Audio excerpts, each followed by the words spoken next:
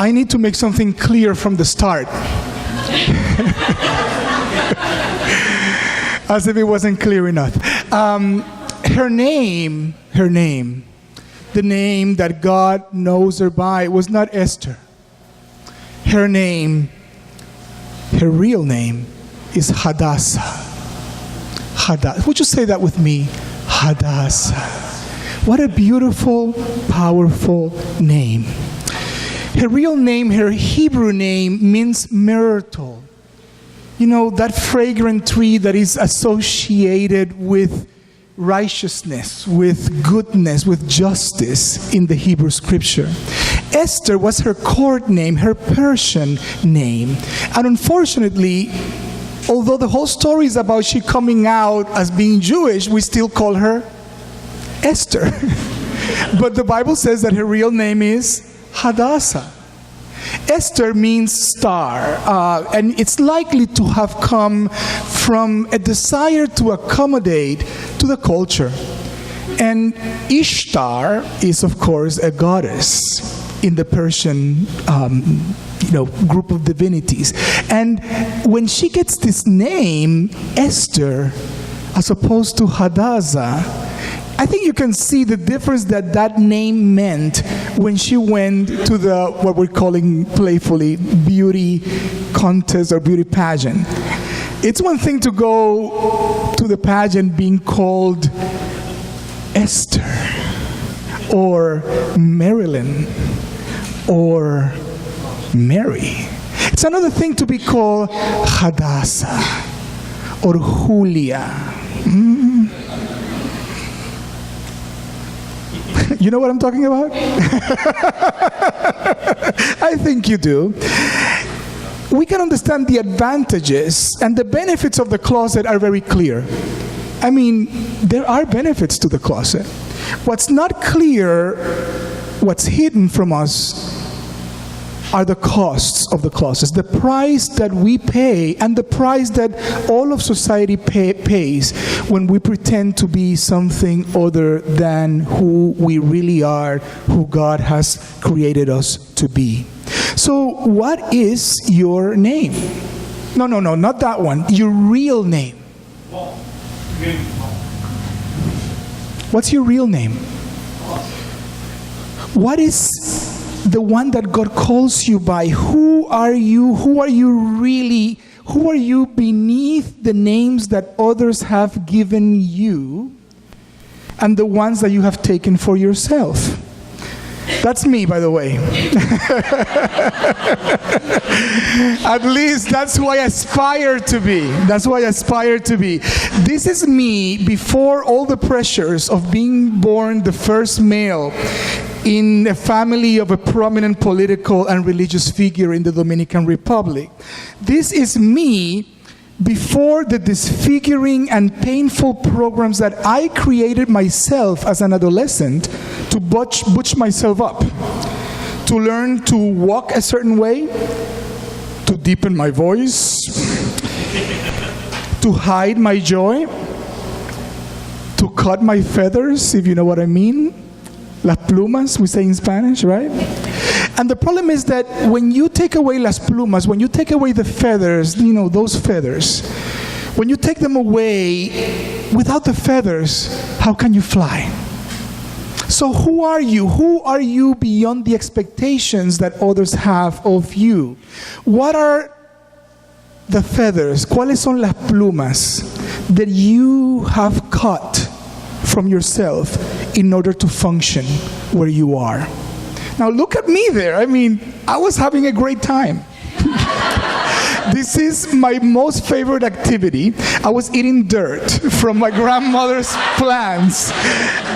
I mean, so simple, so joyful, so free. I have this in the wall in my house because that's my aspiration. I want to go back to that. Now, in case you don't get it, here's another picture of me. In case there was any doubt, here's me my first birthday with a Mr. Universe costume. That in hindsight looks more like Esther Williams, ready to receive, those who laugh, you're showing your age, ready to receive, and she was like a famous, for the young ones, a famous kind of like synchronized swimmer. This is Esther Williams ready to receive an Olympic medal for synchronized swimming. Now, the problem is that sometimes we have been playing these roles that have been assigned to us, or we have assigned to ourselves, for so long that it's hard to remember who we really are. I know it's hard for me. And it is crucial, friends, that we remember, that we remember ourselves, that we put the parts together, that we piece together that which is fearfully and wonderfully made. Because before you can say, this is who I am, you got to find out who you are. When you put the pieces together, when you are able to say, this is who I am, this is who I really am, this is the true gift that God made me to be for the world. Or, as we will say in communion in a few minutes, this is my body given for you. You got to find out who you are. But now, let's go back to Hadassah. One of the most interesting parts of the story is that her own uncle, cousin, some people say it's a cousin, others say it's an uncle, who was older, raised her after her parents died. It's his own guardian, the one who loved her, Mordecai, who, by the way, that's probably not his real name either. Because Mordecai comes from Marduk, which is another god in Persia. So we don't even know who he really is. But it is this Mordecai, this one who took care of her all of her life, the one who loves her, the one who is looking for her well-being. It's the same one that puts her in the beauty contest and tells her over and over. I say that because it's twice in the Bible. You know, when the Bible repeats something twice, that means it was, read between the lines. Tells her, just make sure you don't mention that you're a Jew. And this is one of the hardest things about the closet. It's a difficult conundrum, that it is usually built and sustained by the people who love us, the people who do not want to see us hurt. Now, after I came out as a gay man to my parents, I sent an email to my father, who was living in Israel at that time. This is way after this. I was, in my 30s when I came out to my parents. And in this email, I casually used the word gay to describe myself to my father. I mean, I had come out to him. I figured, no problem. Immediately, it was like, scarcely I hit send when I received an email back, frantic response from my dad saying, "Don't put it in writing." I had to explain to him that the cat was already out of the bag, that I had already preached about it and written about it. But what's powerful for me about that experience and unforgettable is that in the panic that I sensed he felt, I read his love for me. I felt the thinking that was behind that panic of what did it mean, the consequences that awaited his son if people knew that he was gay. And this is hard to deal with, because this is the place where good intentions and love intersect with fear, prejudice, and control. I want to say those three words again: fear, prejudice, and control. Oftentimes, those who love us are those who try to tame us. I experienced that in the church a lot. And I get it. It is a conundrum. I don't want to make it as a simple thing. But I am told over and over, maybe not now, because if you say it, it will create more harm than good. Have you been there? Have you been tamed? Have you been told in words or in attitudes, just make sure you don't show up who you really are? Now, just a couple of days ago at our annual conference, I was with a friend who is a powerful pastor. She is a divorced woman who teared up as she told me the recent words of her 80-plus-year-old mother, who told her recently, "No man will ever love you. You're just too strong." Have you heard this before? Have you heard a version of this before? I was told, if you come out, you will have no ministry. I'm not talking that I was told that like euphemistically. I was told that. It's like, you need to understand that if you come out, there will be no longer a place for you, at least in the United Methodist Church, or at least in the Latino United Methodist Church. And to be honest, the people who told me this were looking out for me from their fear, from their prejudice, and from their control. But they were looking out for me. They loved me, and they still do. I was told that if I came out, the future for me in terms of ministry was going to be basically in the MCC, Metropolitan Community Churches, and the UCC, that I would have to completely let go of the Wesleyan heritage that my grandfather, great-grandfather, and so on passed on to me. I was told that it would be over. When fear, friends, takes over love, it's important to recognize that what's operating is fear, not love. Now, I was told all those things, but this is what happened. Yeah, you can clap, come on. Yeah.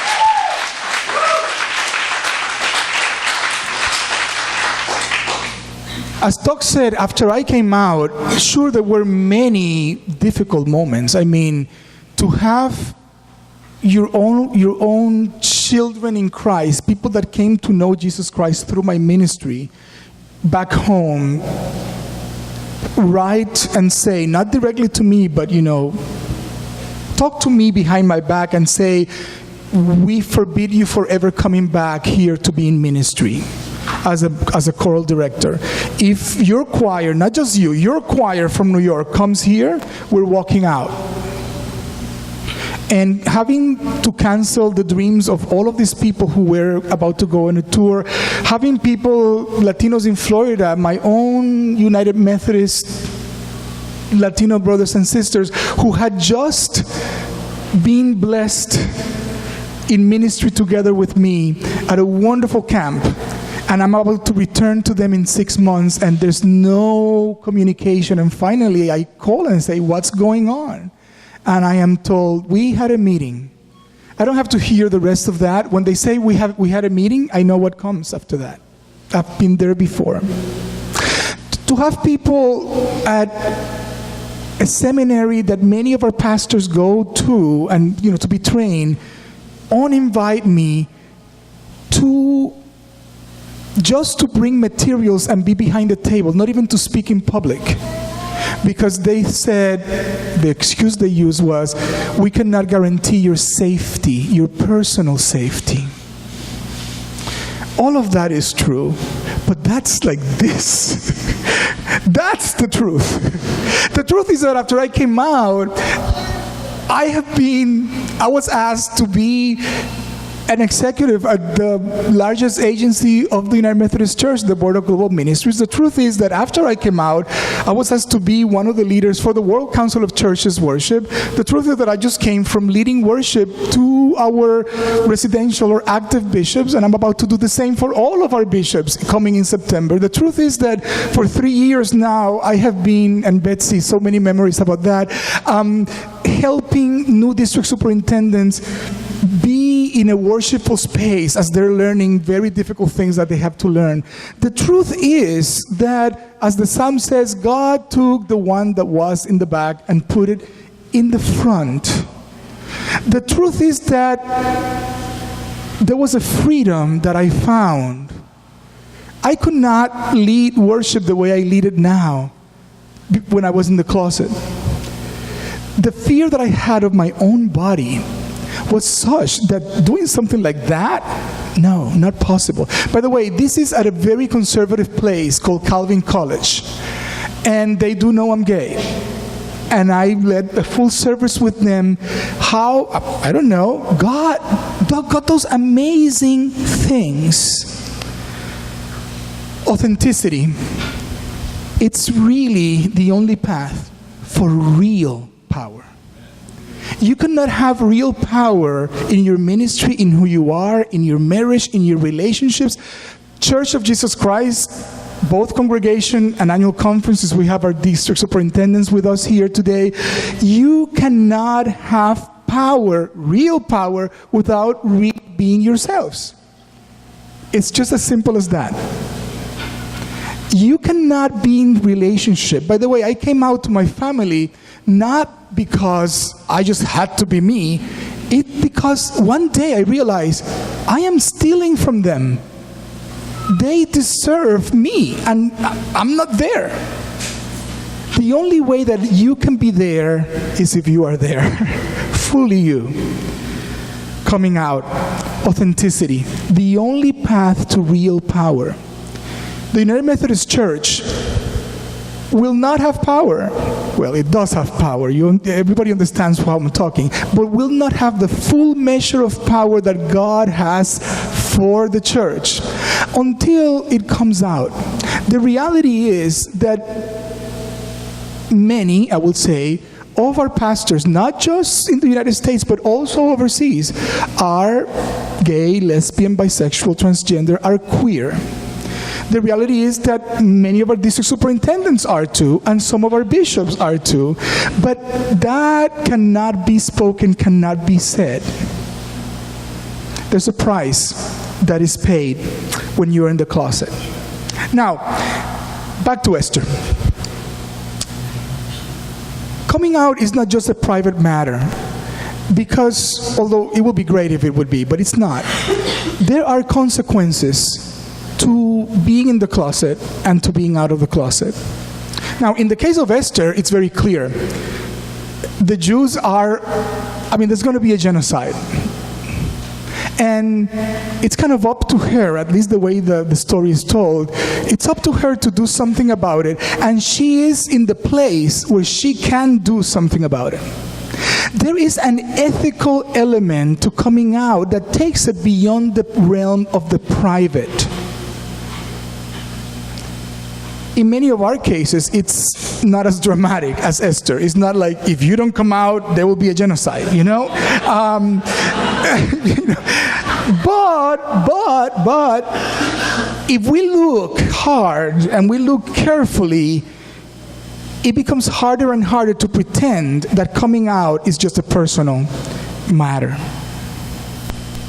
Do you realize that every time that you allow a homophobic joke to be spoken in your presence without coming out as a proud supporter of the equal rights of gay, lesbian, bisexual, transgender, and queer folk, every time that you allow the word gay to mean something that is lame or bad, every time that you hear the word sissy, fag, homo, lesbo, joto, maricón, or any other word used to shame, bring down, control, and execute violence against sexual minorities and gender minorities, every time you're silent, every time you stay in the closet as a supporter, as you witness abuse, you are contributing to an environment that creates violent gay bashing. You are part of it. There's no way around it. You are a part of it. And I am too, when I don't speak. I debated a lot about using these images today within myself. And then in the midst of the debate, I realized, it's because I'm in the closet about violence. I'm in the closet about violence. I want to just preach something that is nice, that everybody's going to smile at me and go, Jorge, you did so well. It was so wonderful. I love to be loved. Yeah, I do. You know, I am in the closet about violence. And I needed to come out of that closet today with you and say to you that what we do, that there is a relationship between what we say or fail to say, what we do or fail to do, and the fact that young gay men are killed by the state in Iran, hung, and shot in the face in the West Village, and that lesbians are gang raped in Uganda and beaten senseless in Des Moines, Iowa. When you and I are silent, it makes it okay for Republican Congressman Steve Stockman of Texas to oppose the Violence Against Women Act because it contains protections for transgender people. That's okay in our culture. Like, he can say that to no outrage. Well, guess what? We're a part of that. Unless we come out. And you know what I'm talking about, coming out. It's not just gay people that need to come out. Sometimes it's particularly straight people that need to come out. To come out for what they really believe in and for what their real values are. Friends, this is the cost, or part of the cost, of the closet. But it goes deeper than that. Do you realize that every time that you use the word gay in a hushed way, like, for example, you know, I think she is, you know, gay. You know, gay. Every time you do that and your daughter is listening, what are you saying? You're saying that it's shameful, that it's bad, that it needs to be kept away from public sight. And there is a connection between that moment and these moments. About a week ago, I had the privilege of being with our Bishop Martin McLee in a meeting with Latino leaders. And it was great. I mean, the meeting was open, it was good stuff happening. And then close to the end of the meeting, one of our Latino pastors stood up and said, Bishop, I want you to know that 99% of Latinos are conservative. And the context was speaking about issues of human sexuality. And she meant Latinos in the church, just to quote correctly the context. No one challenged it. There was a group of people there who knew better, including the bishop himself. And no one said anything. And I decided not to say anything. I said, I'm going to wait and see. Also, I had spoken a lot in the meeting, you know me, so I didn't have any more chips to do, you know, like if I spoke again, it was going to be over, you know. But it was a very revealing moment. And it gets worse.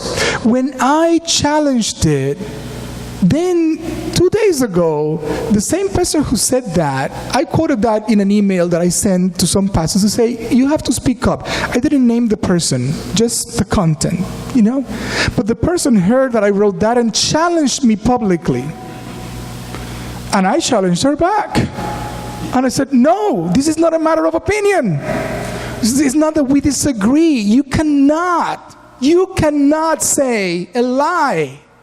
It is a lie. And then I call a few pastors and say, you come over here. Are 99% of the Latinos in your church conservative when it comes to human sexuality? No. How about you? No. And how about you? No, that is not true. But we allow it to be said. Shame on us. And shame on those who repeat it also. Because when we do that, we continue to sustain this environment of fear that leads to violence. Friends, authenticity is the only path to social transformation. There's really no other way. If you thought you were going to be able to do it another way without the pain that is involved in authenticity, without the discomfort of conflict, I have news for you. Jesus, the Son of God, went to the cross. There was no atajo. Somebody help me from Spanish. Atajo. Shortcut. There are no shortcuts. There's no shortcuts to Easter. Now, authenticity is also the only path to liberation. And I want to share with you just very quickly a few things around the Esther story. This is the fun part. So you can start smiling now if you like. One of the great things in the story is that the uncle or cousin, Mordecai, kind of rules her life. Meaning, puts her in the contest, right? Tells her, don't say you're a Jew. And then comes, now say you're a Jew. She's like, what's going on here? But there's that moment in the story where Esther claims her own power. And she tells Mordecai, okay, but not on your terms. Not on your terms. Thank you for that reading. She goes, and then she takes the microphone and she says, I want you to call the people to be in fasting. You remember, you saw that? It's no longer like, okay, you have to do that. No, I'm going to tell you now what to do. She claims who she is, and this is very important, particularly for LGBTQ persons, that we need to do it, but in our terms. Not in the terms of others who would have us, create trouble for ourselves for their own benefit. We are responsible, but not like little sheep taken to the slaughter. Take power. Do it in your own terms. And above all things, thank you, Alexis, also for that testimony, do it, but don't do it alone. By the way, because of the time, we could not really do the whole story of Esther. She never gets to talk to Mordecai directly because she's the queen. She cannot go out anymore of the palace. She does this through a eunuch. And it's clear in the story that she has built powerful allies. Powerful allies. Not only this eunuch that it's the go-between between Mordecai and Hadassah. Sorry, Hadassah, called you Esther a few times there. Not just that, but she gets into fasting and prayer with the other women who were in the harem of the king. I grew up with 4 sisters, and I know what patriarchy does to women in terms of putting them in competition with one another. If that's not a miracle, that the one that becomes queen is able to create as allies those who didn't get to be queen, and calls them, by the way, people who were not Jewish. It's not about finding allies in people who are just like you. It's outside. It's for everybody. And through that powerful way of being that claims power, that claims the timing, and that does it with allies, and last but not least, does it with great smarts. One of my favorite texts, Jesus says, be as meek as, come on people, you know the Bible, as doves and as wise as, be serpents, people. I'm not saying it, Jesus said it. Be serpents when it comes to justice. We are very good at being serpents for other things, right? To get our own way. But when it comes to justice, we have to do it wisely. This is what Esther did. For those of you who do not know the whole story, and if you don't, read it. It's great. She prays for those 3 days, and then she goes to the king, but not to say what Mordecai wanted her to say. She doesn't come and goes like, King, I'm a Jew, they're killing us. No.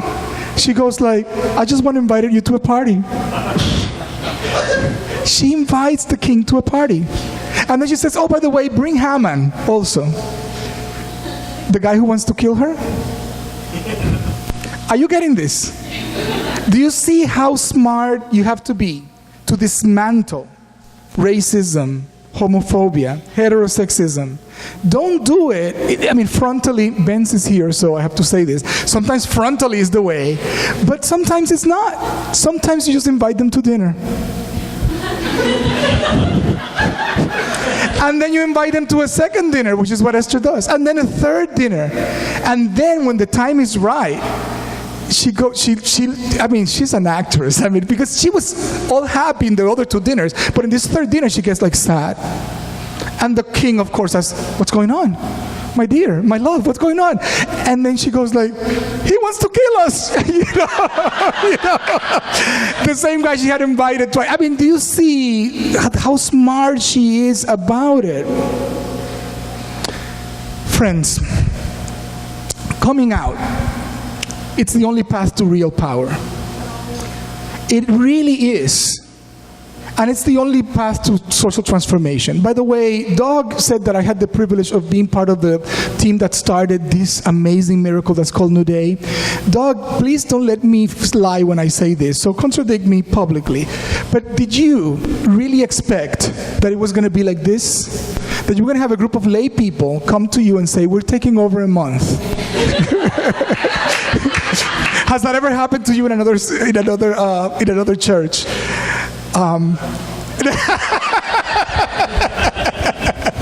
Here's the thing, like once a little light comes in, and that's scary. That's why the church is so scared, by the way. The United Methodist Church is it's trembling, because, and they're rightfully so trembling, because once you let a little bit of light in, only God knows what comes later. Maybe lay people taking over pulpits. That's scary. But if God is behind it, it's glorious. I'm going to stop here. Thank you for listening.